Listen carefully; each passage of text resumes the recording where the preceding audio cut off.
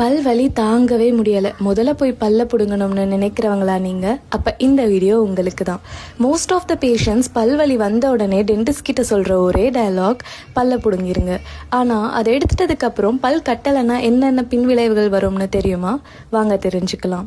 ஒரு பல்லை எடுத்துட்டு நீங்கள் கட்டலைன்னா அதோட மேல் பல்லாகட்டும் பக்கத்தில் இருக்கிற பல்லாகட்டும் நகர ஆரம்பிக்கும். இப்படி நகர்றதுனால ஒவ்வொரு பற்களுக்கு இடையிலுமே கேப் ஃபார்ம் ஆகுது. இந்த கேப்பில் போய் ஃபுட் டெபாசிட் ஆகுறதுனால பல் சொத்த, ஈறு பிரச்சனை, எலும்பு தேய்மானம் உட்பட ஏற்படுது.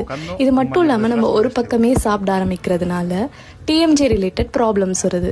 ஒரு பக்கம் சாப்பிடாமே போகிறதுனால மசில் வேஸ்டிங்கும் ஏற்படுது. இப்போ ஃப்ரண்ட் டூத்தில் நீங்கள் பல்ல இழந்துட்டு கட்டலைன்னா நம்மளோட பேசுகிற வார்த்தைகளோட உச்சரிப்புகளில் பிரச்சனை வருது. ப்ளஸ் கான்ஃபிடென்ஸையும் நம்ம இழக்க செய்கிறோம். இதெல்லாம் தாண்டி நம்ம சரியாக கடித்து ஒரு உணவை சாப்பிட முடியாமல் போகிறதுனால உடல் அளவில் பிரச்சனை வருது. செரிமான கோளாறுகள், அதாவது டைஜஷன் ப்ராப்ளம்ஸ் ஏற்படுது. இதுக்கு நம்ம அந்த பல்லை கட்டிகிட்டே போயிடலாம்ல அப்படின்னு தானே நினைக்கிறீங்க. அதுக்கு என்னென்ன ட்ரீட்மெண்ட் பிளான்ஸ்லாம் இருக்குது அப்படிங்கிறத நான் நெக்ஸ்ட் வீடியோவில் சொல்கிறேன். அது வரைக்கும் ஸ்டே டியூன்.